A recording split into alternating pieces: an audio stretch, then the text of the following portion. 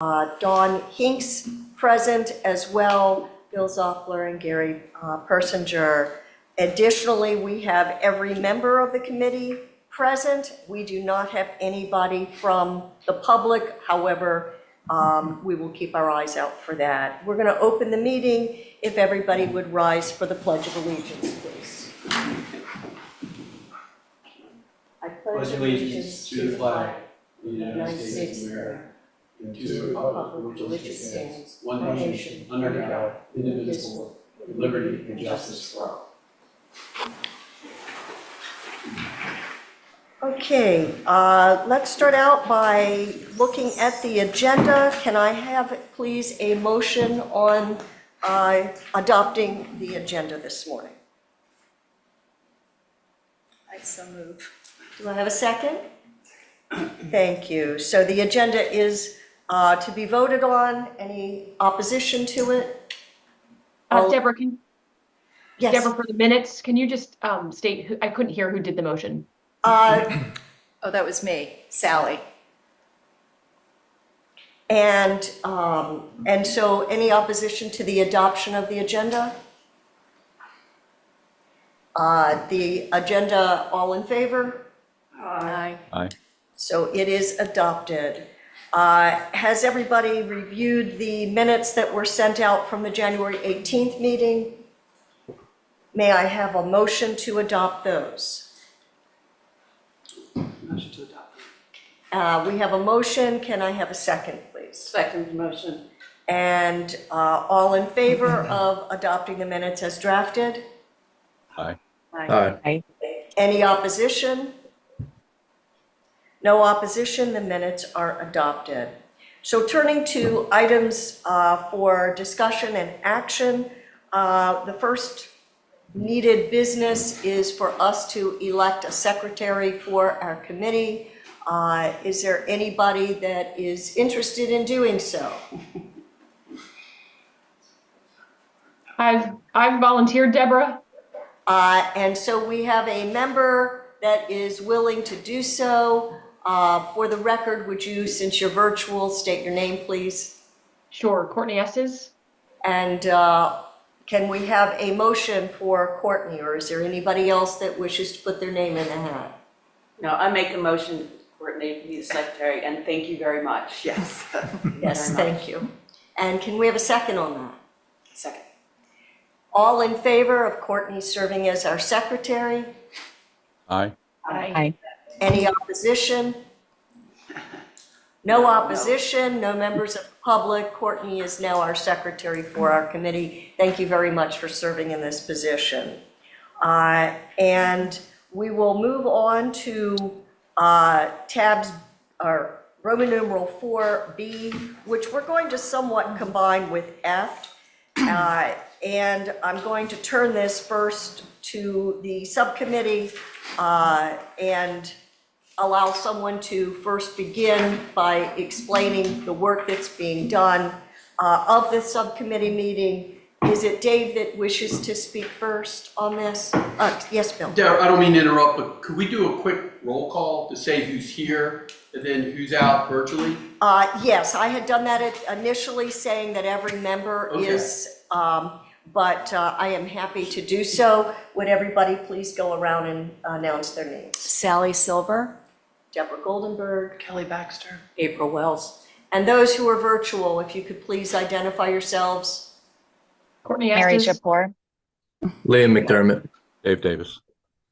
Thank you. As stated, we also have Gary and Bill present today. So Thank you. we do have all members present virtually and or in person. And so Dave, if you could please address with respect to what's been going on in the subcommittee. Sure. Thank you, Deborah. We met several times and we accomplished, I think, a significant amount of what we had set out to do. Remember, this is all about a resiliency fund. That's our main goal, was to establish some kind of path forward on that front. I think that it's probably safe to say from the prior discussions that everyone agrees that a resiliency fund is needed.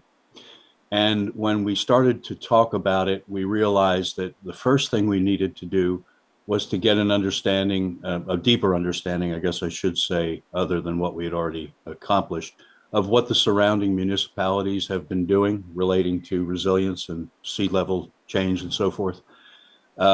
So we broke up into, a couple of assignments for people to go and try to reach out and contact several of the key municipalities that we consider in our peer group. And they did, and I'll ask them to report on that in just a moment. As we started to collect the information and discuss, the whole concept of, what are the metes and bounds of how a resiliency fund should work, we realized that we really didn't know enough. I don't know that you could create a fund, designate, exactly what it's used for, how much you'd need, and so forth, until we have sort of a roadmap of the projects that would fall under that, that fund's use.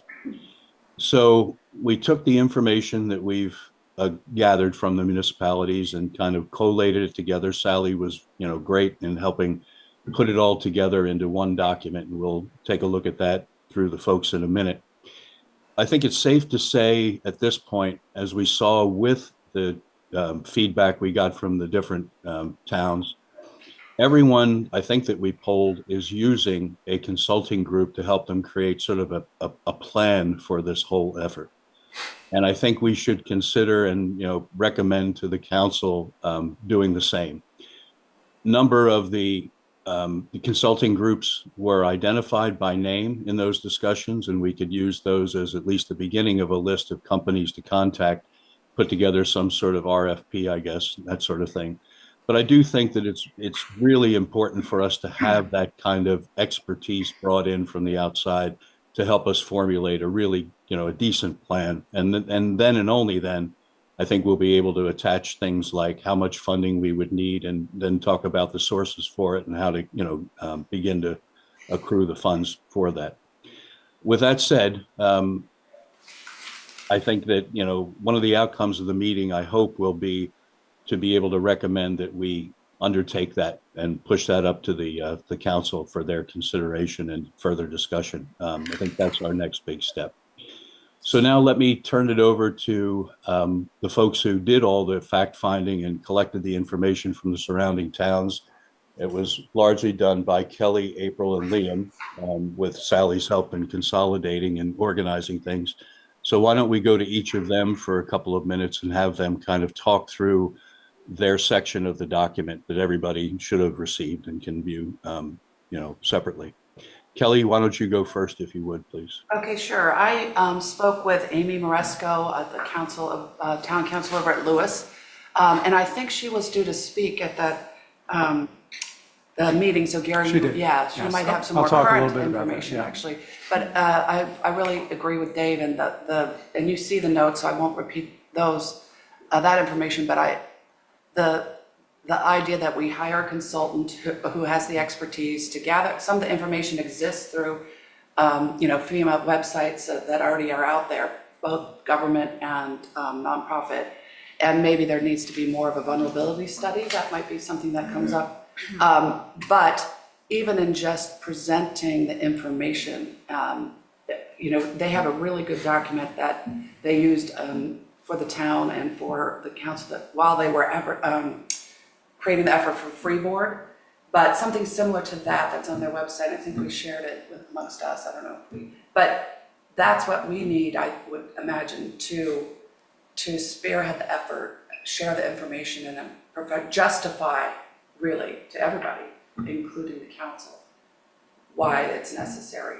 And that expertise is, out there. And I think it's a smart idea to start. I guess the next step would be interviewing possible candidates. Do you have any idea when Lewis did their study? It's fairly recent.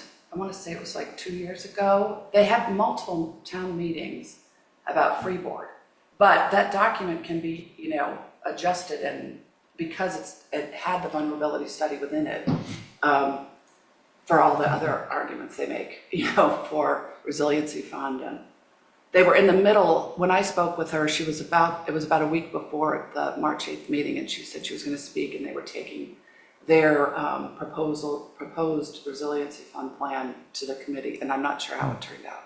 Yeah, I'm not sure it's been finally approved yet. Yeah. But I may not have the most recent information. At the time she spoke at the Rascal meeting, it had not been approved yet, but it Not was still yet. under consideration. Yeah. Do you have any idea how long it took from the time that they hired the consulting group until a report was generated? I don't, but they also have had, it sounds to me, my understanding is they've worked with this consultant group for a long time.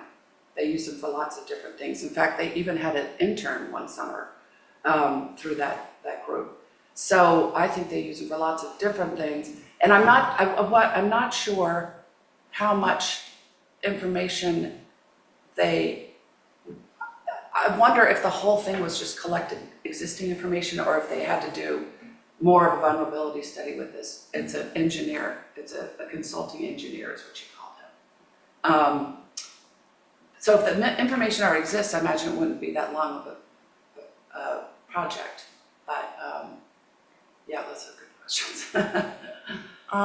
Questions from anybody?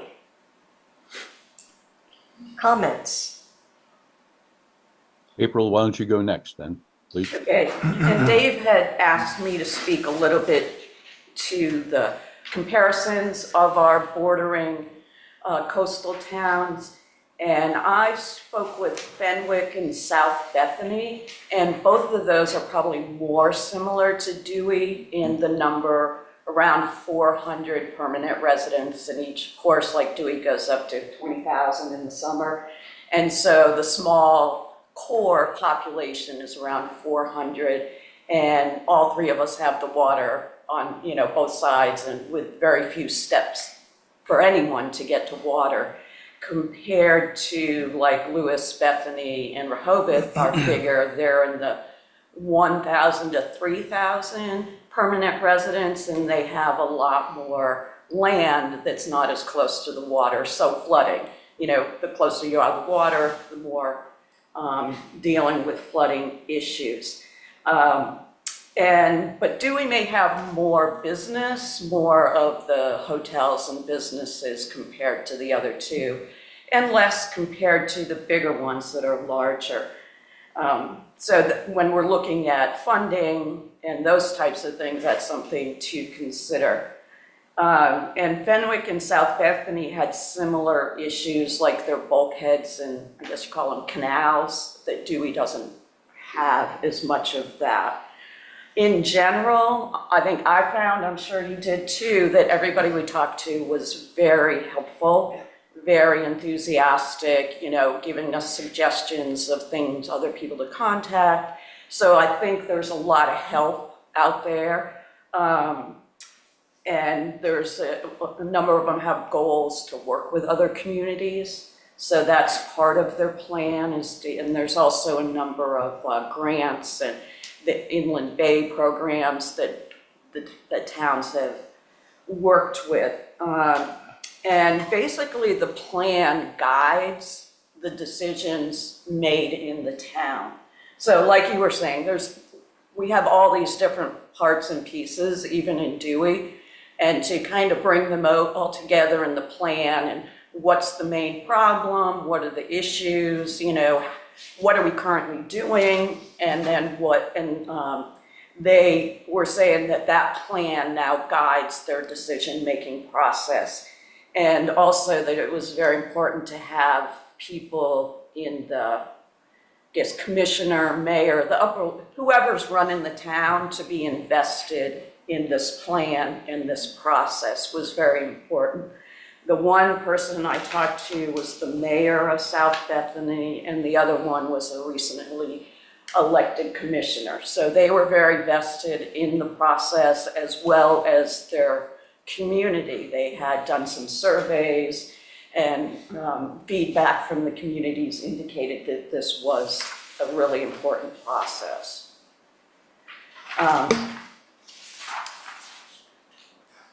And last few years, the timing, it appears that all of these plans have really been developed and finalized just in the last couple of years. So we're here in Dewey, we're kind of on that same timeline. that some of it was started before COVID and then, COVID. And then, so several of the towns have plans and then other ones are getting close to submitting a plan and working on a plan. One of the key things that was needed kind of before you do the plan, one of those key pieces of information was the stormwater management survey and test. And I think it was Fenwick that said they have things that were done all over the place as far as stormwater. And first they needed to find out what was there. And here in Dewey, we have a stormwater management plan. It's like 600 pages and it's on. So we have that piece of the puzzle.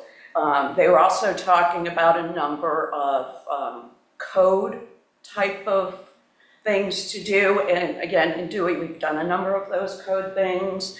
Impervious surface, the tree, not cutting down trees. The new town hall will be the last building standing with all of its new, it'll be a model, everything else.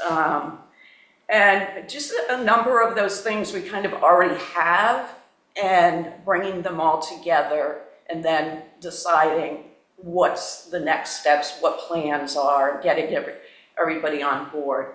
We found that the groups, I'm not sure if this was the same in Lewis, but the groups that are working on this are varied. Like some of them are taking from other groups, because it is really, cross-group, cross-committee type of situation. Can I just add that? That's exactly what I imagined this consultant doing, taking existing information and parsing it into a document that is shareable, that we could present to everybody, to get that investment, people vested in them, and having that expertise, put it in a logic, because, it's a little outside of all of our expertise in terms of being a climate engineer or whatever the term is, but yeah. Yeah, I mean, you guys can read all the notes, but I know that there's some people in the room here that never want to hear the word freeboard again, but. Well, please let me explain it again. No, I heard you say that. No, I was kidding. But I think that other towns are looking at that as such a positive thing. Like that's on the list of things they need to do is the freeboard issue. And, oh, you're in Dewey, you have the freeboard thing. So we have a lot of things in place, but probably have some other things that need to be looked at, or at least organized all into one situation.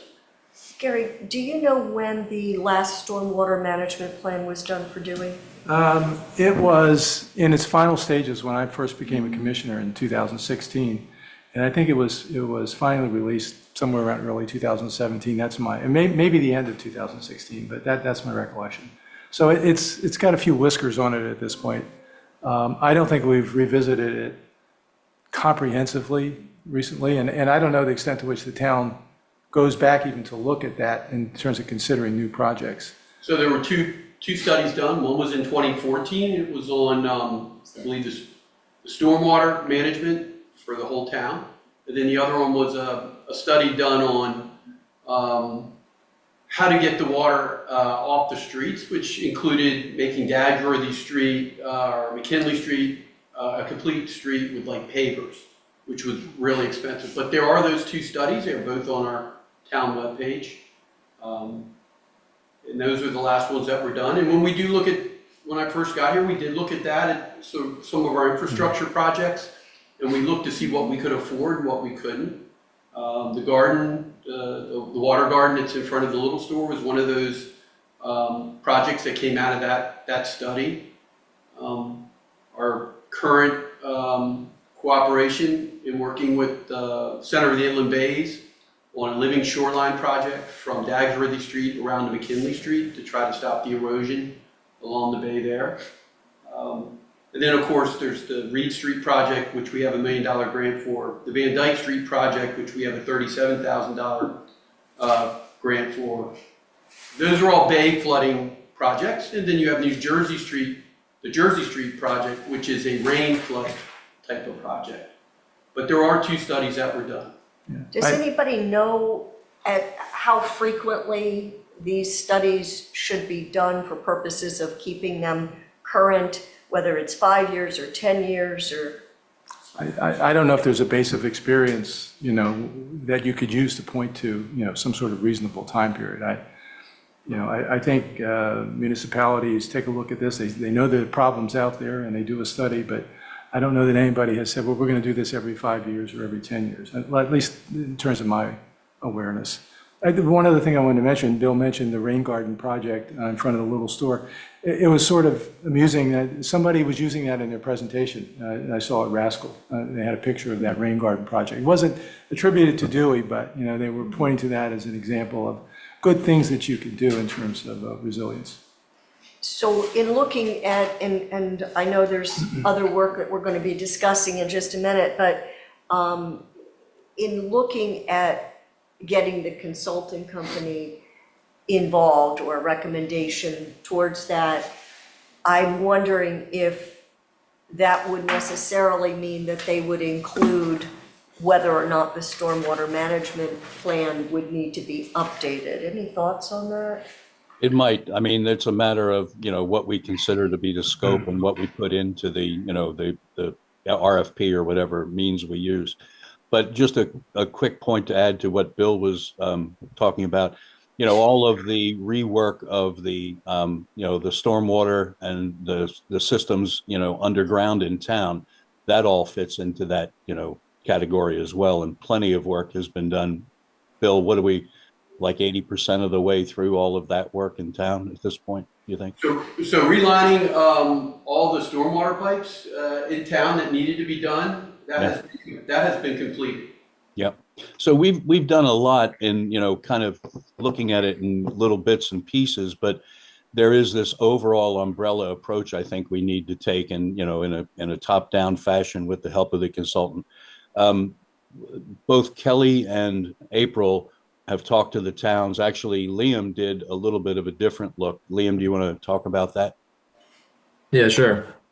So first of all, I want to say you guys summed it up perfectly. I think the Resiliency Fund is absolutely dependent on this comprehensive resiliency plan that a consultant would come in and do for us. So I started to look at some potential consultants. You'll see in the note sheet that Deborah sent a couple listed, but a lot of firms are starting to do this work as there is increasing demand for it. But there are a few firms that do have experience in Delaware. I know Kelly mentioned a firm working with Lewis. There's also another firm, AECOM, who has worked with Fenwick Island and DelDOT. And I spoke with a representative from DelDOT about their resiliency plan and some of the work that they're doing. And that's going to be one relationship that, there will definitely need to be some collaboration between us and DelDOT. Their study looks at the coastline all the way from Dewey to Fenwick Island. So that's another piece of this project that's already kind of been done for us. They've looked at Dewey, but only as it pertains to Route 1. So our consultant would take some of that information. Sorry, Kelly, do you have something? Yeah, sorry to interrupt. Is that the study, I think I looked at that too. Is that the study that had the one suggestion, raising Route 1 up 18 inches or? Yeah, Yeah. that was one of the suggestions. Yes. And they propose multiple suggestions, and currently what they're doing for that project, so they got all the recommendations for projects from the consulting firm from the study, and the study was done a couple years ago, but now they're starting to work on the corridor between the southern end of Dewey and the bridge. So that'll take, the next 10 years. And then after that, they'll reassess and start working on projects either in Dewey or farther south. So we've established a connection with DelDOT, and, we'll need to continue collaborating with them. Liam, do you have any idea if DelDOT study was done internally or whether they hired it out to a contractor? And if so, who that consulting company was? Sure. So how DelDOT and a lot of government agencies do it is they will hire a like an engineer that does like a lot of they'll give them like a 5-year contract and they'll do any engineering work that they need for those 5 years. So that engineering firm is AECOM. It's an outside consultant. They're one of the biggest civil engineering consultants in the world. So they did that DelDOT plan and the Fenwick Island plan that was delivered in 2023. So yeah, I think going with a firm that has experience in Delaware, and experience with projects similar to ours in Fenwick and that overlap with ours in with the DelDOT project would be ideal. But that's something that the commissioners can consider. Also, I just want to say that there's a lot of talk about defining the scope of this project. And with all these different pieces, with the stormwater plan, with the DelDOT plan already in place, there's going to be a considerable amount of work to do with defining the scope. And I'm just curious if that would be on us or a joint effort with the infrastructure committee, or how exactly that would go. But that's again in the future. Yeah, to be determined. Yep. Okay. Yeah, that's most of what I had. Yep. Thanks, Liam. By the way, the group did an excellent job at taking this and running with the ball and collecting a lot of the information and then, helpfully collating it and to bring it back here today. So thanks to everyone for the motivation, dedication to that effort. One of the other quick notes is, something along the lines of the public education campaign that we've talked about, all about climate change and resiliency and pushing that out. And I know another point on the agenda today will be with Sally's participation in the marketing group to that end, or along those lines. That too would probably fall under, if we're not already well along in that effort, that would fall into something that, a master plan might create as well. So Deborah, in an overall sense, I think that, we have a pretty good tack here in terms of what we think is the right approach. And if the committee agrees and we all feel that that's the right move at this point, we could make a recommendation and take a vote, I guess, today, if possible, to recommend to town council that we undertake some work to put together how we would go about finding and, scoping the effort for a consulting firm and then figure out what the budget. My guess, and this is purely a guess, is that these kind of projects probably run in sort of the 3 to 6 month time frame and maybe cost somewhere in the order of $50,000-$75,000. I think I've heard those numbers used in the past, but no telling what ours would be compared to those. But I think that is kind of the game we're in at this point, and I think is this most sensible next step for us to push forward. Thank you all very much for all the work. I want to ask Gary and Bill a couple of questions. Do either of you know if we have a current relationship, not for this particular matter, but in general with any of these consulting companies? Well, GMB certainly, GMB, I because think that's the one that. Lewis used them, yes. So not with this one that did the Fenwick study No. or the DelDOT. So we also have a relationship with JMT. They're doing our study on Van Dyke Street. They're also an engineering firm that's here out of Dover. Comments, questions, discussion? I want to put it out there. Yes, please. Well, yeah, just a couple of comments. First of all, I don't want to forget to say this. I mean, this is a volunteer group, and when you get a set of volunteers who are willing to dig in and do the work necessary to move things forward, I really appreciate that, and I'm sure the other commissioners do as well, and I believe the town does too. So thank you very much for all the effort you've put into this so far. A couple of comments. First of all, I think you'll recall that this group voted to recommend to town commissioners back in, I want to say October perhaps, that we consider creating a resiliency fund. We did have a discussion about that among the town commissioners. And while we didn't have a formal vote on that, there was agreement that identifying a contractor to assist with creation of the fund would certainly be a good idea. We didn't have, a broad scope. We were talking about just creating the fund as opposed to looking at a resiliency fund and at the same time, coming up with a plan to create the resiliency fund. But I think there, was an indication of support that the direction this group is going is certainly one that the town council agrees with. The only other point I wanted to make too, there was a note in here in some of this material that Bethany doesn't have a resiliency fund, or there doesn't seem to be indication. I know that Bethany does have a storm emergency fund. And I want to say it has $3 million or so in it, something like that. So I think that's kind of their resiliency fund. I couldn't find enough documentation about that, but I know they do have that. So it's at least similar to some of the other resiliency funds that have been talked about.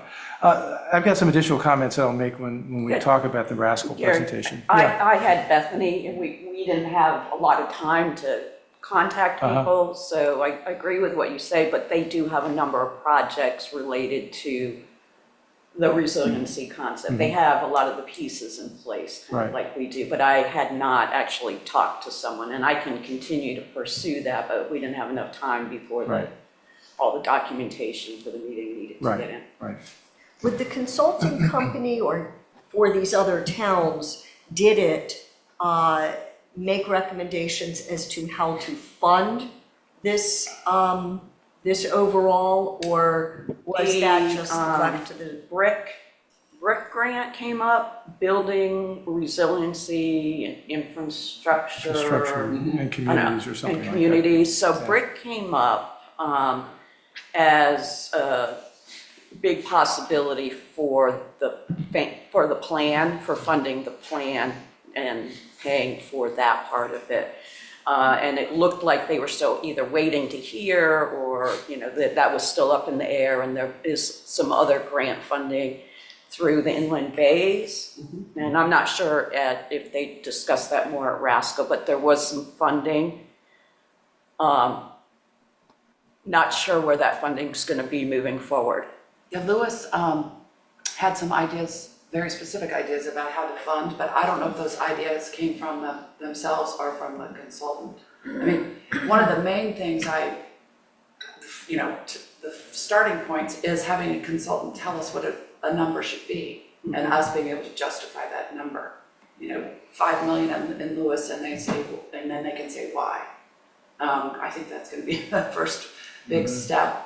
And they want to take it from, I think I put it in the notes, they want to take it from a variety of sources so that everybody feels tied in, and that's a diffusion of responsibility for the number, including some things like the take that word away, taking from the transfer tax at like one time, and making an argument to take some of that money as a seed money. And they had some existing money, which, anyway, I do think that coming up with a number is the first part, and then how to fund it would be after that. Gary, not to put you on the spot, but I'm going to put you on the spot. Has the town discussed changing the beach tax to a more Dewey tax for Bay and Beach? For usage? No, we've Sorry, never. hot ticket item? No, it's not. That's a good. The issue's never come up, actually. It's a I don't. What tax was that again? I'm not sure.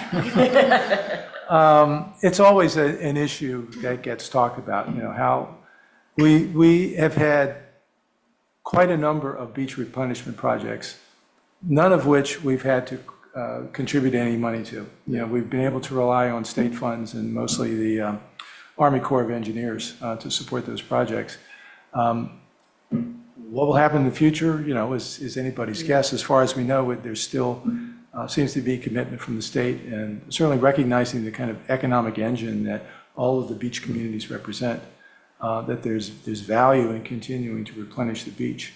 We're doing that, is it happening about every 3 or 4 years? Is that? So we're scheduled next winter with Okay. 80% coming from the federal government, 20% coming from Denver. Okay, so it is about every 3 or 4 years, something like that. So they are coming relatively frequently. I think there's certainly an argument to be made that the use of that money could be broadened, but you're talking about a referendum would be necessary to do that because that, you know, that language is locked in code, and I believe there is a reference to the need for a referendum if we're going to make some changes to that. But it's certainly a subject for discussion. This has, the work that we're talking about here has a lot of relationship to the work that the Infrastructure Committee reviews and approves periodically. So, you know, again, I think there's a discussion to be had about how to combine this with some of the infrastructure projects. And the Infrastructure Fund does have a regular source of funding. 20% of the building permit revenues each year go into the Infrastructure Fund to support those projects. And, you know, is there a need? Is there value? Is there opportunity, certainly, to consider broadening the use of the beach tax? But again, there's a process to be followed there. It's not an easy process. And, you know, public input and public awareness of what we would like to do or what's being proposed to be done is certainly very important. One of the things, I know I'm finding myself having to redefine it, what it means. You know, I feel like I've come around to the idea that infrastructure is here, hurricane preparedness is here, and resiliency is somewhere, and not mutually exclusive, but somewhere in the middle. Because you're talking about, you know, we all have an idea of a big hurricane coming through, but resiliency in my mind is something that's just going to be happening frequently that we need to adjust to. That might end up becoming an infrastructure solution, but you're dealing, so that's another thing I think a consultant could really help us pinpoint, you know, how to define it. And that's important because when you're out there selling the idea, that we need to be really clear what it is. And the one thing that I think when we're talking about other monies, Lewis had a concept where if they get to their 5 million and it's not needed to be spent, you know, over several years, they wanted to include a clause where 1 million of it could be spent on other things if they had a unanimous vote, so that the public's not looking at this money just sitting there doing nothing, that could be used for other projects along the way, hopefully in a long-term solution. So just another idea about monies. Does the beach tax go into an entirely separate fund so that it is kept? It does, yes. And so what would the time period look like to get the referendum and to expand the usage of that? And also, do you know how much is in that fund at this time? I want to say there's something like 5.5 million, maybe approaching 6 million at this Almost point. 6 million. Yeah. And in terms of a process, you know, referendums generally would be tied or keyed to elections, which happen in September. So I honestly, I don't know the last time we had a referendum here in town. I honestly do not know how difficult, how involved, how long the process is to decide you're going to have a referendum, develop that, and then put it in place in terms of an election. That's some additional work that would have to be done. What's the general thought about asking if somebody could explore that, and that might dump on you, Gary, to bring that back so that it is at least something we could put on to consider for the next meeting as a potential? Sure. Yeah, I can do that. I mean, we can talk to the election committee and talk with the town about it, just to see what would be involved in terms of the process. Thoughts on that, Dave? There was one done, you know, in recent memory, but not, you know, in the last few years. But I think it involves having the legal support, you know, develop, you know, the language to be added to, Right. you know, to the election process. And, you know, for my sense, this is one that I doubt that people would have much argument with, as long as it was clear that was still being used for the kinds of things that represent emergencies, just maybe on the bay side in addition to the beaches. And, that would at least give us some ability to have a starting point. We have some coverage there as a beginning. But, we can certainly ask, for help in how to go about that. The timing may be critical here because it won't be long before the election effort will be starting. And so we'd have to get moving on that pretty quickly here. It seems like if we go through this whole process and get to the end and there's no money to do anything. But if we're like, okay, there's possible monies, maybe some grants, maybe some other things that to have it going on as we're going through the process to be exploring this option, and then to see once, because that needs to be part of the plan, I guess, where's the funding going to come from, or what are some possible revenue streams for that? So yeah, I sounds feel it like would we be need to helpful do, yeah. To be proactive on that, Yeah. Gary? Again, in some sense, everything the infrastructure group does, all of these infrastructure projects are all about resiliency. I mean, we're already doing it in many respects, so we already have a source, a flow of funds. But I think it needs to be expanded, it needs to be better thought out in terms of where we're going for the future, how much effort is necessary, how much money might be necessary for the future. Those are the kinds of things that need to be thought out. But again, I know things seem like they're in silos to some extent, but I think they all need to come together in a much better way, a much more coordinated way. Well, it's just as an example, Gary, what would happen if, a major storm hit? Where's the funding to recover from that other than the beach tax? Well, it's a good question. The other question, a number of other questions, what is our responsibility as a town for helping to recover? We don't have responsibility for most of the roads here in town. So should the town have some responsibility for clearing away debris? Or do we have to wait for DELDA to do that? I would expect, knowing Sussex County. our town manager, he'd probably want to undertake a lot of that on his own and might need some extra funds for that. But we haven't addressed those kinds of things. That's part of a resiliency plan is defining, what our needs are. We have very different needs than a town like Bethany or South Bethany or Fenwick that have bulkheads and, they have properties out there that are sitting, right on the water and that they're vulnerable to flooding. There are some, it's like the more you look, the more information you realize you don't have. I looked into like the Del Dot hurricane planning and emergency planning, and Bill, I guess you're the contact for that. And so I guess it's Sussex County and then, there's those levels. They do have a huge responsibility for that hurricane planning. Right. And that's sort of where I get confused again with where's the resiliency in that and having a clear definition. Yeah, I think sorting that out's important as well, because we are part of the Sussex County Emergency We Plan, are. right? Okay. That happened about 3 years ago. Dawn Hinks worked very hard to make that happen. One other thing that I just, thought of as we were talking is the BRIC funding mechanism. Some of the municipalities have probably used BRIC and other means to fund these initial studies by the consulting team or group. So, we can look at that as well and not have to necessarily pay the bill, exclusively by the town itself. So what I'm hearing is that there appears to be general consensus towards recommending that the town hires a consulting company. I do want to acknowledge that I don't see any members of the public, but if any member of the public wishes to comment, this would be a good time to do so.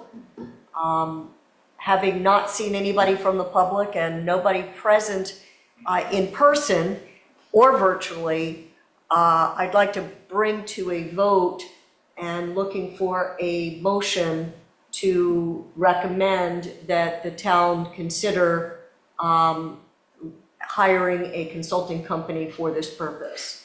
I'll make a recommendation then that we send to the commission to look into and prepare for hiring a consultant to do that. And we look at the necessary information and start the process to, talk to some of the consulting groups and see what they can do, what their offering is, how they go about the effort. And, we can move forward from there. Can I have a second on that motion, please? I'll second. And all in favor? Any opposition? I hear no opposition from our members or any public participation, and that motion is approved, and we make that recommendation on behalf of the committee. So I want to turn then to just a piece of what was discussed and wonder if this subcommittee for our next meeting may want to just make some suggestions about potential funding. I think Gary will come back with information about potentially getting a referendum. It may or may not be timely to be able to do it for the next election, but at least we would be able to make a recommendation for some future time if appropriate. Should we put that on the agenda for next time? Sure. And if the subcommittee can look into other potential ideas for the funding that can be raised next time for discussion, that would be helpful. So I want to turn it over to Gary, who attended the Rascal. Yeah, and let me just, I'll come back to some of the other details, but there's one other thing relevant to the notion of hiring a contractor and pursuing this resiliency plan idea. There's something that Rascal offers called the Project Guidance Group, which they describe as a free service designed for Delaware communities seeking advice and technical assistance to advance their resilience-related projects. So far, 9 communities have received guidance on flood mitigation strategies, public outreach, green infrastructure, emergency preparedness, aging in place, and grants. It might be worthwhile, checking back with Rascal on this project guidance group to see if there is, something there that, at least in terms of the beginning stages, they might help us develop an approach here, maybe even some ideas about an RFP or maybe even some recommendations in terms of possible contractors. But it seems like a resource out there that we at least should check with.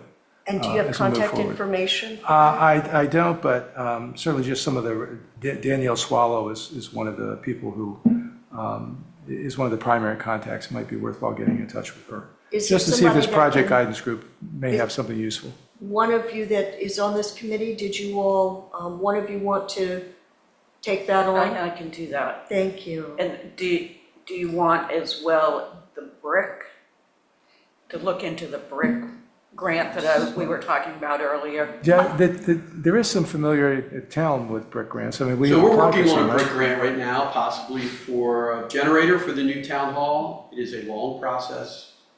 There is a study that may have to be done. It's called an EHP study, Environmental Historical Preservation Study. Sometimes when you step into the brick arena, sometimes you find out that because we're in a floodplain from Clayton Street to Collins Street, it's not as easy on some. There's a lot of work that has to be done in the brick, but the money is there, and usually they ask for the town to put in 25% of the project. The brick grants are federal money? It's federal money through the state, so it's controlled by Okay. DEMA, and it comes from FEMA. Okay. Can you have competing grants in the same town? Yeah, and sometimes there's money out there that never gets put in for, because it is sometimes a long process. It takes a lot of time to fill out the paperwork. Is there any adversity to using that or looking into using that while looking into other things and using those? No, for I funding? mean, there's none at all. Further discussion on that? Gary, did you have other points before we have your discussion on Rascal? No, nothing else right now. Anybody Oh. else? Just a quick one for Gary. When's the next council meeting? Next council meeting is next Friday. 3 o'clock. So it's too late for us to get on the agenda, just maybe just as a point of discussion, you can bring it up then for what we. I can report it during the committee reports. I will mention any actions taken by the committee Okay, during that time. okay. Thank you. When you say you will bring it up, does that mean it can be, I'll just report that these are the actions that you have taken. These are the recommendations that you've come up with, and that, we will, as a town council, need to address those at an upcoming meeting. thank you. Okay. If you could please discuss the Rascal Conference that occurred earlier this month. Yeah, this was on March 5th in Dover. Very good conference, at least I certainly got a lot out of it. Well attended, probably 150, 175 people there, representatives from many communities. Bill pulled me over to a table where he was already seated. The Mayor Milton was there, Edie Dondero from South Bethany was there. Terry Tiemann, Assistant Town Manager from Bethany. was Right, there. right. So, it was an opportunity to talk with a number of people who are dealing with the same kinds of issues that we're dealing with. It was also very nice that the new governor of Delaware spoke at the meeting. And at least for me, I would characterize his message as, we have the facts with respect to resiliency and climate change, and facts matter. And so we're going to stick with those facts. And at least I hope that his optimism about facts is warranted, and we'll continue to be able to move in that direction. But that obviously remains to be seen. But it was very good to hear his perspective on these issues, and very much in agreement, I think, in terms of the direction that communities are going. There was some very good data from. I like data, so maybe I'm a little more optimistic or whatever about data, but from University of Delaware put together some data they have some very long trend data about climate and the effects of climate and climate change, going back even to 1900, maybe even a little bit before. But it's very clear that when you look globally, or you look at the United States, or you look at a more localized view of Delaware, that things have changed, particularly since the mid-1960s. And you see if you were looking at temperature, for example, average temperature, you can see that there's a change in the slope of the curve, or the slope of the line that you might plot for those various points that shows that we are getting warmer. If you look at precipitation, we are getting wetter over time. And there are more coastal storms, and those storms are of greater intensity. So, at least historically, there seems to be good evidence of climate change. There are other researchers who are taking all of that historical knowledge, and they're trying to develop what that looks like for the future, and consider what some of the various factors are that might impact what happens with respect to climate change. The continued use of fossil-based fuels, and a number of other scenarios that they're looking at. That work is still a little preliminary at this point, but that's kind of where they're going with that. And let me talk a little bit about first of all, there's one other potential source of information. There's a group called Climate Central, which is basically a group of academics. I think they're based in Princeton, New Jersey. They actually have a coastal or flood risk screening tool that is readily available, and you can look at what the projections are over time in terms of, and you can look right at Dewey Beach, how much incursion of water we expect within the next few years, based on some scenarios. And you can see how the water is creeping from the bay, toward Route 1 and actually going past Route 1 under certain assumptions. But what I want to get to is they also have a relatively new tool where they're developing some pictures and doing some simulated views. You take a picture of a particular area, and if there was a flood that would develop of a certain level, they can show you in a simulated way what that vision would look like. And they're trying to promote that to other communities to help them, or to help those communities in their public education efforts to get people to better understand what the effects of flooding might be, and therefore then develop some mitigation strategies as a result of that. So I just wanted to mention that, and that's something we may want to look into in the future. The other thing I want to talk a little bit about, and first of all, I just want to mention, the Rascal Summit program is posted on the website. There's an active link on the second page of that to all of the slide presentations. So I think those slide presentations are worth at least cruising through and getting some additional information from. So let me talk a little bit about Lewis and the presentation by Amy Marasco. She also received the Community Champion Award from Rascal for this year for all of the work that she's been doing on climate change and resiliency in Lewis. And certainly very, very deserving. She's done a lot of work there, and Lewis is, I think, on a pretty good track. And I think in many ways we're aligned in many ways with what Lewis is doing, because if you'll recall, Lewis used the University of Delaware and going and developing their strategy. We used the same group and considered many of the same, probably all of the same strategies that Lewis considered. And, we came up with our own list, and some of which matches the list that Lewis came up with. What distinguishes Lewis, I think, and I think is the way they have approached public influence and public input. They have reached out not only to their property owner population, but they've also involved visitors to the town. And they have something called their Tapestry Project, which is people of all ages, particularly children. They create these footprints, and they put messages in the footprints about climate change and resiliency. And they put all this together into a tapestry.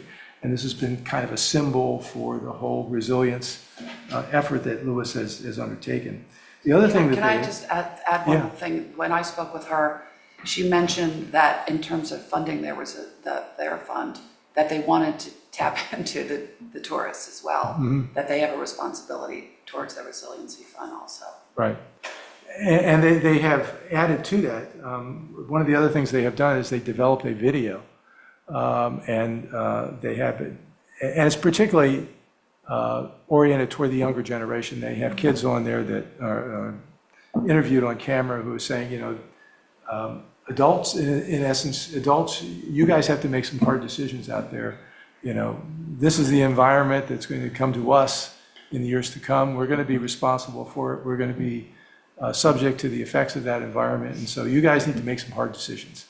And so Lewis has used this in their public presentations. They've used this particularly with the town council to get them to focus on this as an important issue. And it's quite a good video. It's worth taking a look at. I'm not sure how to access it. There's no link in the slides, but certainly something worthwhile looking into.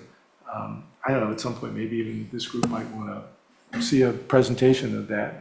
I'm sure that they'd be willing to share that with us.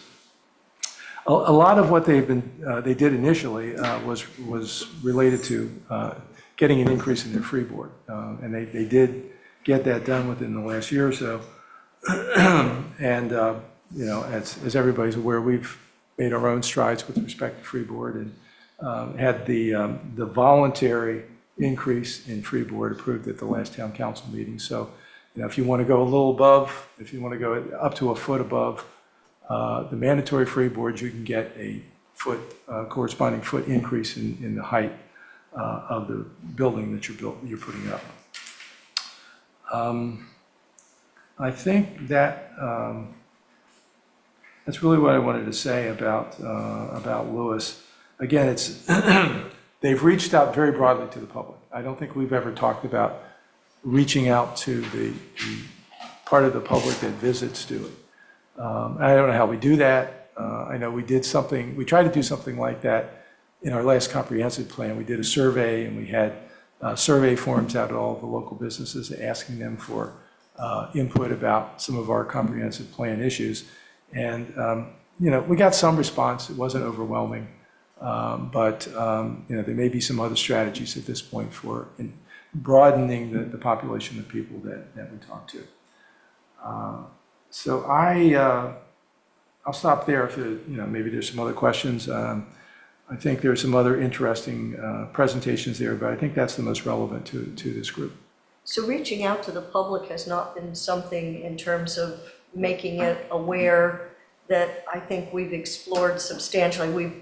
We've talked about education in terms of warning property owners about the flood that's happening, and I think this group had said that we were not as likely to recommend that we notify potential new owners, but I think this may tie in with your work with the marketing committee, and what Gary is suggesting sounds like something that perhaps we should explore as a committee about whether that marketing to tourists and making them aware, especially when I think the issue especially came up a year or two ago about the trash problem and the fact that during summer months especially, the trash is overfilling and it's causing clogging in the drains, and that's causing additional flooding and things of that sort. So I wonder if that's something that we should explore. And so that may, I want to see if anybody's got any more questions or comments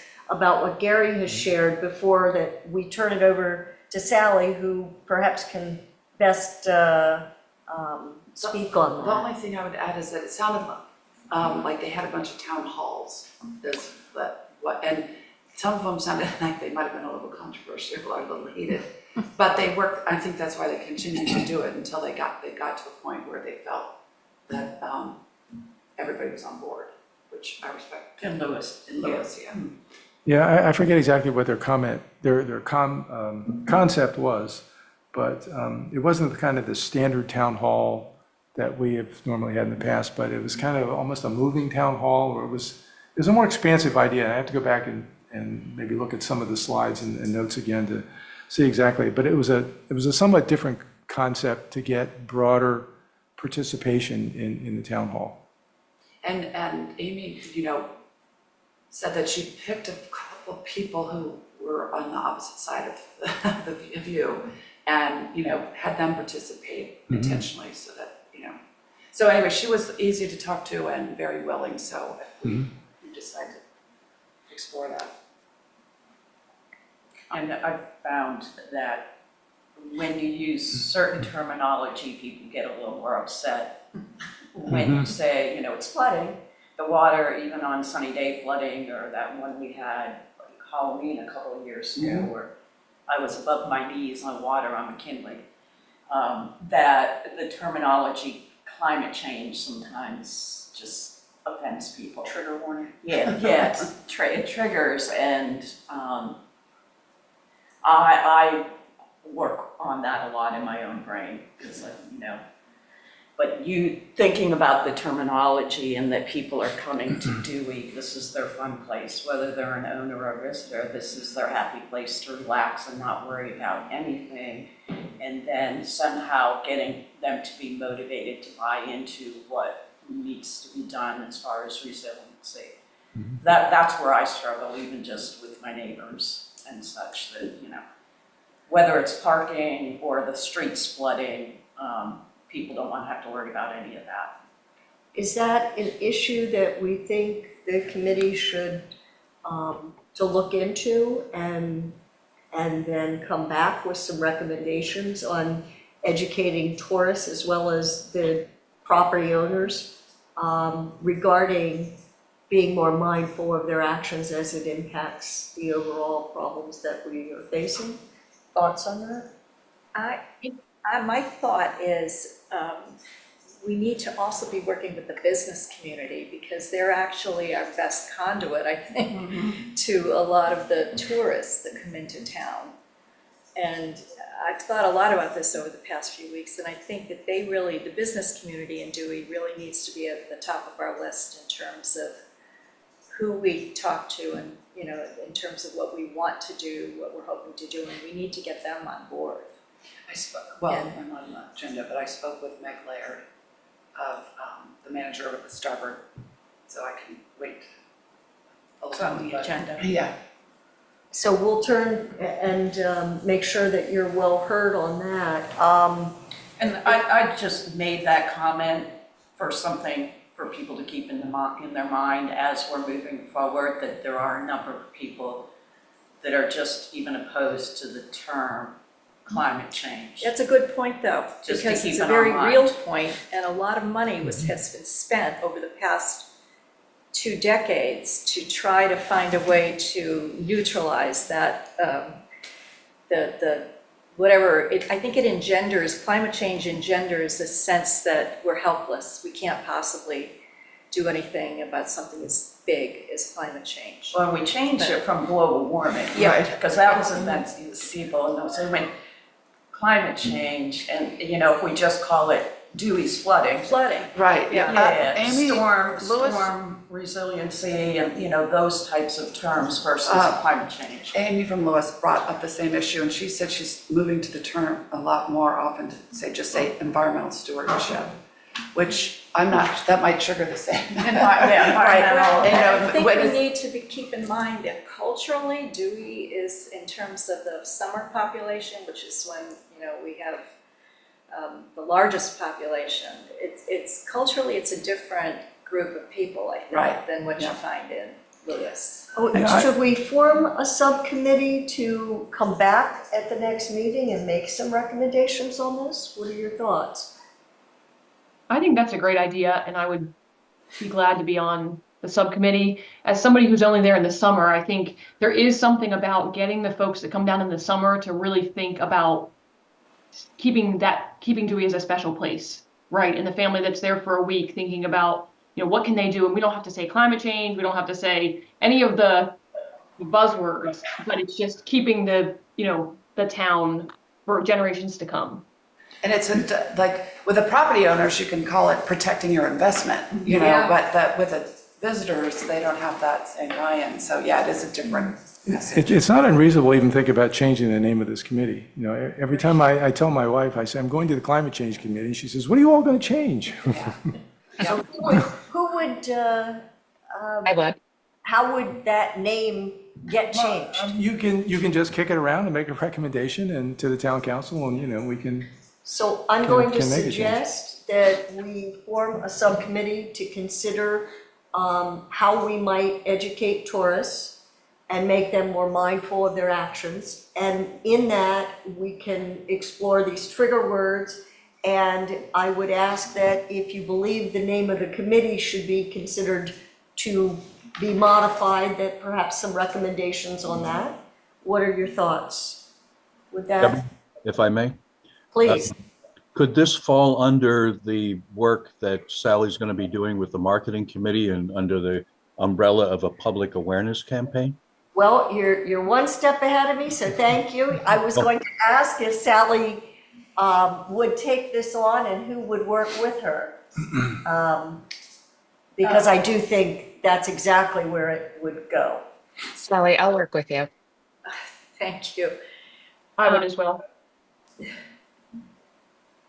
As far as, oh, we're not on the next item yet, are we?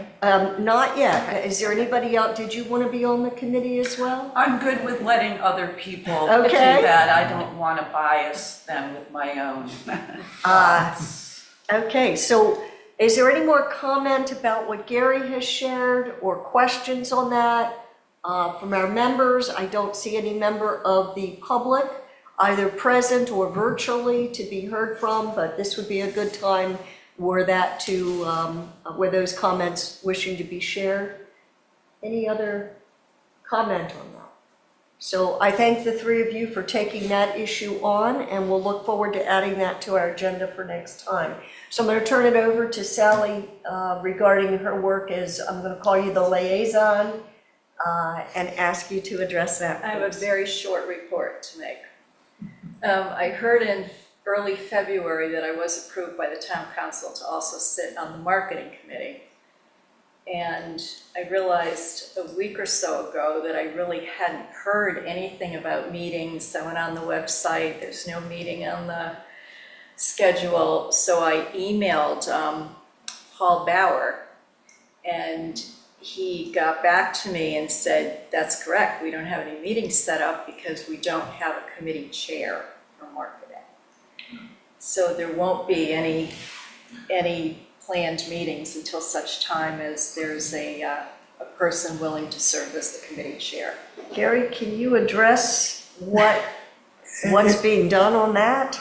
it's, as Sally said, Paul is the liaison. I know he has cast the net out there to try to find somebody willing to take the position. Sally's willing to step up and be chair. I'm joking. But we do need a chair, and that's the problem. I think there are a lot of things that, the marketing committee has done a number of things over the past couple of years or so, and I think, they've been valuable, and there's more work to be done, and we're trying to create more work for a committee to do. Are there But it members needs on somebody that to- committee? Yes. There are still members, but no one seems willing to chair at this point. And in all seriousness, I have great reluctance to even consider doing it because I was doing this with the understanding that my focus on the marketing committee is going to be to do the public education that we're looking to do. Yeah, and I was just being facetious about that, so. Well, I was asked. Yeah. Oh, okay. So if you could let us know at our next meeting Yeah. if there is anybody that would be helpful to get. Yeah, I'll talk with Paul and see if there's anything else we can do. Anybody in this group has any suggestions of I somebody who actually might be? contacted a couple of people I Yeah. know and asked them to think about it. And Mm-hmm. really, I think it's actually, would be a nice job for somebody that's interested in doing that kind of thing. I don't think it has to be a heavy lift, No. but there's just having the benefit of that expertise in terms of many of the things that this group may want to do or may want to propose would be very helpful. Well, with that, I'm going to turn it over to Kelly. Yeah, so I did speak with Meg Laird, who's the manager over at the Starboard, and she said that her and Monty had, bring it up every once in a while, but really haven't done much in terms of their own planning. And it was just sort of a fact-finding conversation about interest, and that maybe they had done some planning, but they haven't, but she said they want to. And we talked again about what's different between hurricane planning and resiliency. And, we just threw out some thoughts and ideas, and I think it is, as we mentioned, an important relationship to establish. They have a meeting of the Dewey Business Partnership, I think on April 8th, and she's like, you're welcome to come speak, which I feel is too premature to do that, but the openness is there. So, I think it's sort of appreciating that there needs to be a strong relationship and buy-in from them in terms of just even funding, but also just what roles how we can help each other. So I just feel like that needs to be further thought out. And again, with a consultant, maybe we could see some examples of how other people are working it. But I didn't bother to call the other people yet because I just feel like I wasn't clear about what our message is. And, and maybe it's something we develop together with them. But I certainly believe there's a role to be had, a relationship that would be important. So What would that look like and what we're asking of them? And, we talked about simple things like that I heard at that other meeting I'd gone to are if they can't change their, if they can't lift their building up 3 feet, can they keep the stove up off the wall? If they're going to get flooding in a certain way, how can they make smaller, or even in emergency planning, how much food do they have that they could share? What resources can they offer to the public? Things like that sort of cross over into that other kind of planning. But I think that, we really need to sort of define what we're asking for in that relationship. But I do think there is a relationship to be had. So I want to hear from committee members as to whether you believe it would be beneficial to our group at this time to contact other businesses in Dewey to find out if they're doing any pre-planning in case of a flooding emergency, and then to bring that back, or if you think that's premature. I'm happy to continue calling because, the Dewey Business Partnership has the membership list there. It's a kind of thing where if we had that document from our consultant that like they have in Lewis for their free board, it's something that would be perfect to go and get on their agenda and present something like that. But, we don't have that yet. So what does it look like until then? And I didn't sound, she doesn't know of any other planning going on. But I also I'm gonna just ask her who her peers were, because I don't need to call I don't need to call Monty. But, so I'm happy to pursue that, but I felt like I needed more clarity from this group on what I'm actually asking from them. So I want to hear from you all as to whether you think it would be helpful to find out if businesses have any kind of a plan. And we could always, of course, give that to the consulting company, assuming that that gets authorized. Or do we leave it to the consulting company to look into on their own or to make recommendations in general? What are your thoughts? I do agree that we need to have, like, when we talked to these other towns, we kind of had a list of things that we were focused on. So, Yeah, we had like talking points that we were Yeah. asking similar questions to each. I think they need to be involved in the process, Well, but and at what point? One thing I did share with her, and maybe that is part of, sure, it certainly should be part of the role, is just us sharing information, giving them information, because she wasn't aware of that Dell document that I had just read. What they have a very big interest in if they're gonna raise Route 1 by 18 inches in front of the starboard, So I sent her that study, a link to those things, and where I was getting some of my information from. So certainly education could be part of that role, sharing of information. I don't know, and maybe that's where we stand until we do get more developed plan ourselves. So do we want to try to develop a talking point, I think is how you described it, of things to ask various businesses? Or do we want to table this and revisit it for a future time? What are your thoughts? I mean, I guess it can't hurt to just introduce ourselves, and say this is where we're, these are some of the things we're working on. And while we might not be ready at the moment, we would love to at some point, present their committee with, not partnership group with some of our ideas, something like that. Would it be helpful for someone to attend this business meeting and the Dewey Business Partnership meeting? I can't personally, but I thought about that. I think it wouldn't hurt. And perhaps to just say, we would be interested in, here's who we are, and we would like to welcome you to share information that is what your business is doing to try to pre-plan for this. What are your thoughts? I forgot on to that? ask how often they meet.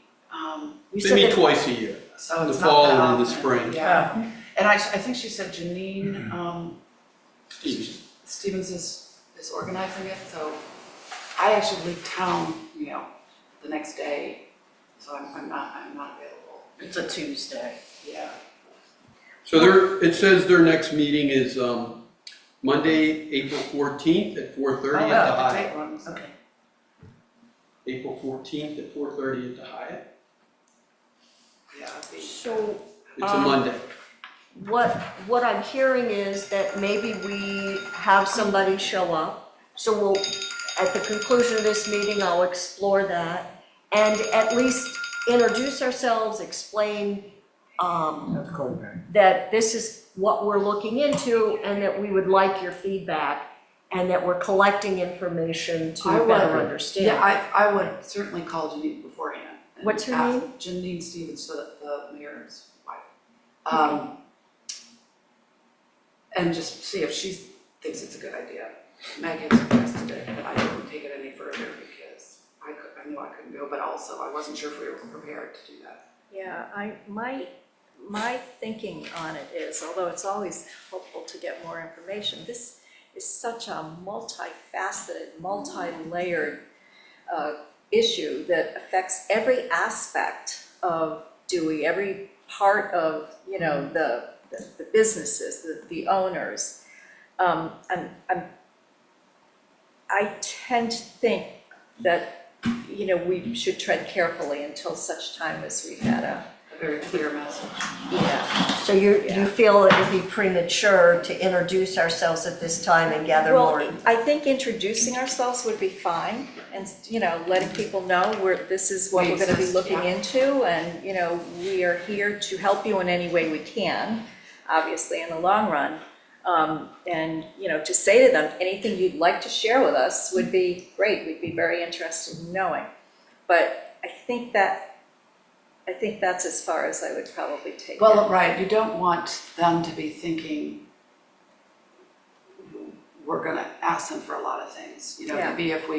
Maybe if we start the relationship by asking their input on how they experienced flooding and what, get some What do you think your information. needs are? Right, exactly, like Yeah. that. That's a whole Start different with thing. that way, and we want that information, Have they dealt with the flooding in the past, have they, experienced more, just maybe a little fact finding on how they're coping. Gary and Bill, do you have any thoughts on a member of the committee attending just to introduce ourselves? So I usually attend that meeting and talk about what's going on in town. I'm on vacation that week, so somebody else from my staff will be there. Can't hurt. I just sent you the email address in the last flyer that went out from the Dewey Beach Partnership. So you have a contact there, and you could, or somebody on your team, could email somebody at the partnership and ask them if you could have like 4 or 5 minutes during the meeting. It's really informal.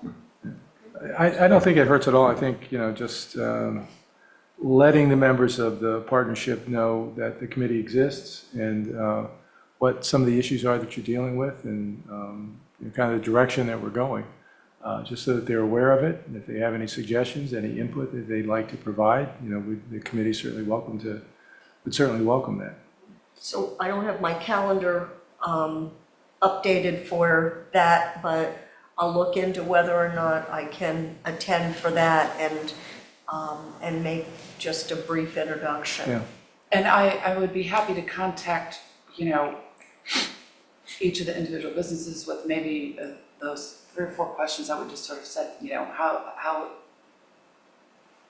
in regards to how your experience flooding, what all, they've done in the past and here exist or whatever, or we can just leave it at introducing at the meeting. So if this will work, if I can attend that, I would basically do that, and then we could follow up if we don't get anything. What do you think of that? Yeah, I guess maybe the thing to do is have you introduce and then suggest, contacting me or you or with any thoughts.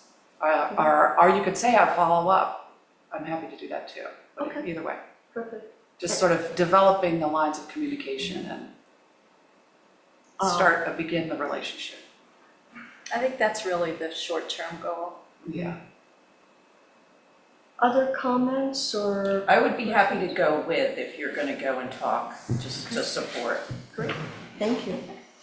I would like to, I just don't know what Okay. I've got on that day, and my phone doesn't have April updated sufficiently. It's the week before Easter. Yeah, it's the Monday I'm before. out of town, I'm on vacation. There's spring breaks going on there. Okay, so I want to turn to the next item, which is G on the agenda. This is something I put on that we kind of tabled. I don't know whether we want to discuss any recommendations for real estate disclosure or education at this time, or if it's something that we continue to keep on the agenda in case it becomes ripe for discussion as all this other work is occurring. Thoughts on that? That's a tough one. I mean, is it time to discuss this today, or? It's fascinating to me. It sounds like it definitely is what everybody else is doing. But like when I mentioned it to my husband, he's like, why would you do that? Yeah. I'm very ambivalent about it. I think it would be helpful to have a baseline in terms of what information is disclosed now in terms of real estate transactions. I'm not sure what's required, and I don't think this committee is going to try to change any standards, but just understanding what information is both disclosed, required to be disclosed, And what other information is available that's out there? Is that something that Dawn kind of addressed? Yeah, we looked into it a before? little bit, and it really is common practice Yeah. in general. Isn't it on the flooding zone map? It's on the website, right? So people, potential buyer, property owners can find out how a property is zoned in terms of flooding. Yeah, that's certainly readily I available, think yeah. Lewis even has like a trifold pamphlet about it for homeowners. And in the long run, maybe it is smart in terms of getting people's buy-in, but I'm surprised that real estate agents really want to be pushing that. I would think I they don't know that wouldn't. they want to push it, but I think they see the necessity of disclosing the information. And I think Dawn addressed that there's at least annually information sent to property owners, and that there are some required disclosures when people buy. And so I don't know if now is the right time for us to further explore this. Dawn, did you have some comments you wanted to make on that? Good morning. Once a year, I am required by the community CRS audit to send out to property owners, all property owners, that a form letter is stating, if you have questions about your property and you're in a special flood hazard area or you don't know what you're in, please contact me. That is sent out in a physical mailing once a year. Now, we can't force people to read that. They could easily throw it in the trash, but it is available. Also, that same information, that same letter is put on our website. We can't force people to read our website, so forth, but we're making it available. I'm also thinking that I have an email, and I'm going to look it up. I don't know it off the top of my head, that I will send to you folks. That, from my understanding and my limited ability to remember all emails and their subjects, that states that the real estate businesses are required to send and get information out about flooding whenever they're working with a client. So I do believe I have an email on that. And when I get back to the office, I'll look it up, send it out to you folks. Also, whenever people are looking to possibly buy a property here in Dewey and want to potentially remodel that property, many times they will contact an architect or engineer. If they're licensed in the state of Delaware or even not, then those individuals, those professions, have the ability and the knowledge to look up on the public websites, which is both the FEMA website as well as the state of Delaware, and also our website, of what that property consists of. Is it in a special flood hazard area or not? Those professions are certainly knowledgeable enough to be able to help their client to understand a possibility if they want to build in this area, if they want to buy in this area, to remodel, anything of that nature. So there is a variety of other professions that should be helping out their client. Do they always help out their client? Well, I'm not sure I can be totally 100% positive in that, but I'm going to say, I would say the majority do. And so I'm more than willing to meet with the public if they want to have questions answered about flooding their property, what's the elevation of their property and so forth. All I would need is someone to contact me, and then we can take it from there to set up a convenient time and schedule to be able to go forth. Wouldn't your mortgage company make you, or if you're in a flood zone, on that come out. You're that- required to have Yeah. flood insurance. Right. Yeah. Yeah, so that, but I just had this thought, if real estate agents are sharing information, maybe we do want to look at that and help them with that. And maybe it's adequate, maybe it's not. So if there is messaging happening, I could see us wanting to do that. So on our town webpage, under new property owners, if you click on that, you go down to the very bottom, there's a link to flood information, there's a link on our building official, to set up a meeting with Dawn, and then there's the hurricane safety information. That's all on our town webpage under new property. There's something, I know I've mentioned this before, but, you know, if, a lot of people, if they're looking to buy a new property, will at least do an initial screen of Redfin or Realtor.com, and the other one, it's major one is escaping me. But in each case, there's a section within the information about the property called climate risk. And they're tapping into a new source of data, and just for example, I'm looking at a property for sale in Dewey. It classifies risk factors for climate risk: flood factor, major; fire factor, minimal; heat factor, severe; wind factor, severe; air factor, minor.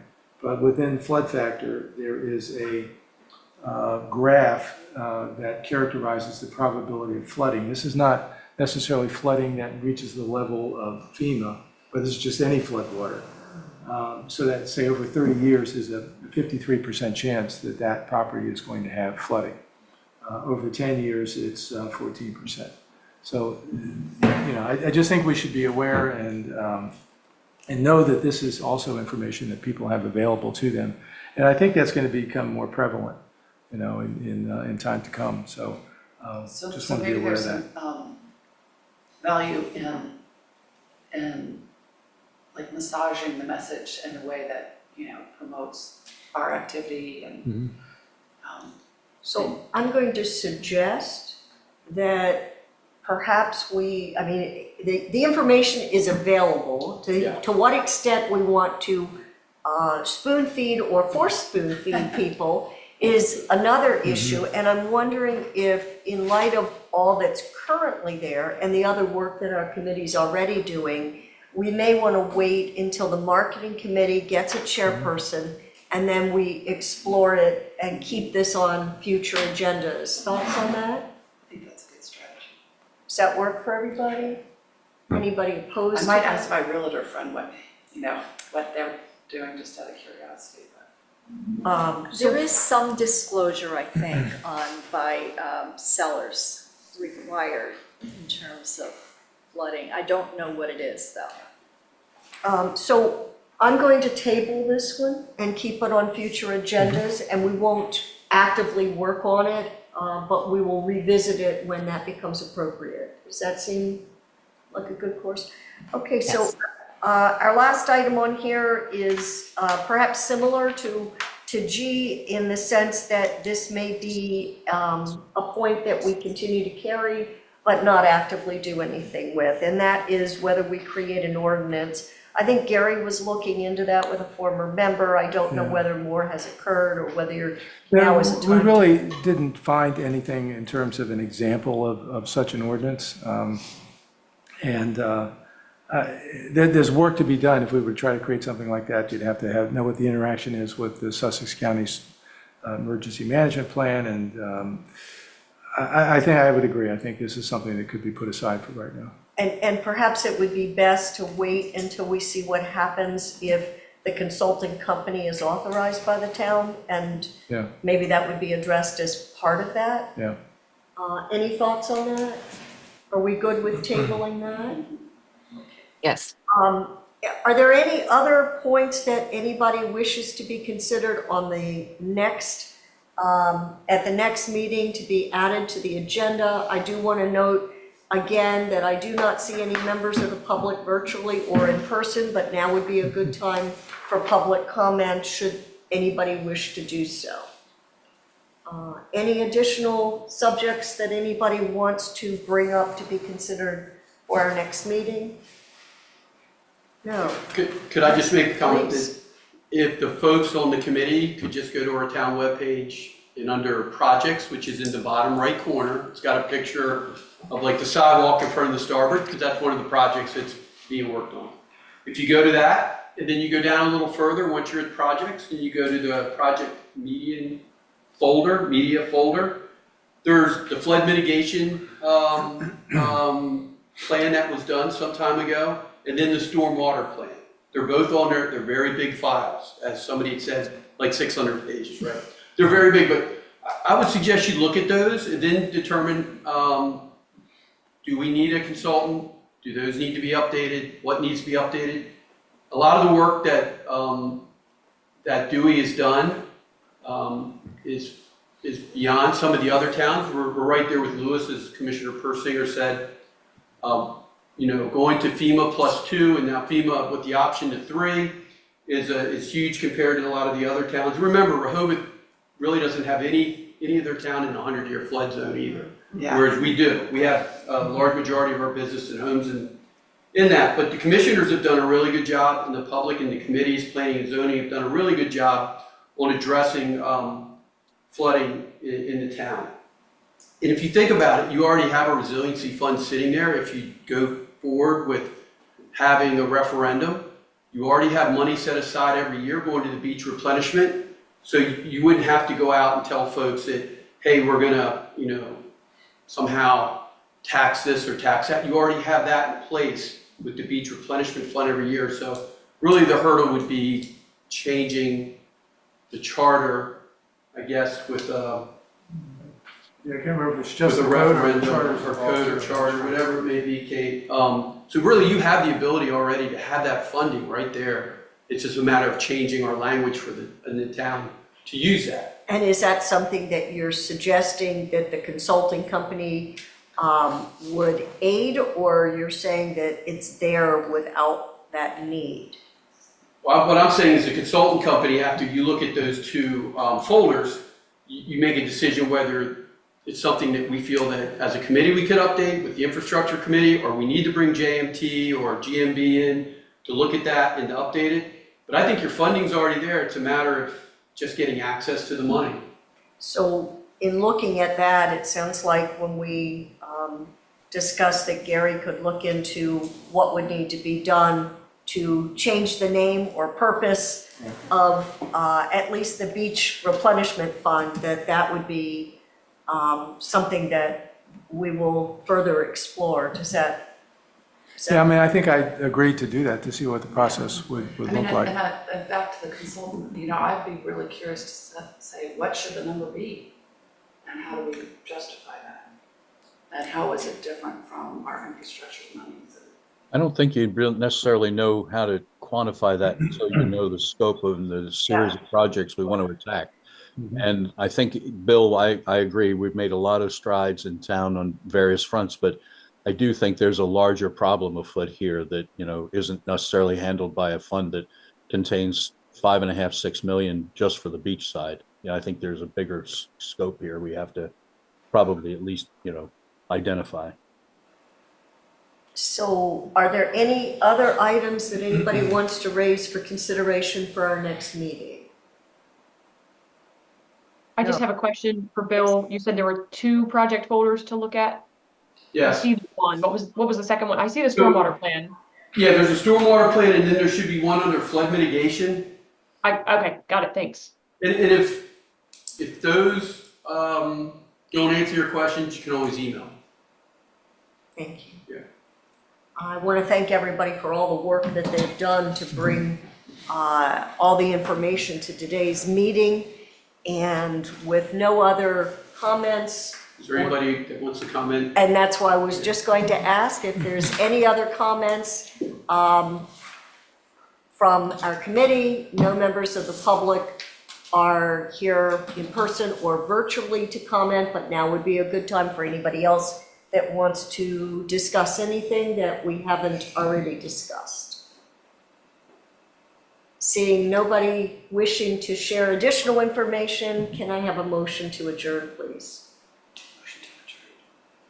The motion is made. Is there a second? Second, the motion to adjourn. The meeting, with no opposition, is there any opposition to the meeting adjourning? With no opposition, the meeting is adjourned. Thank you. Thank you. Thanks, guys.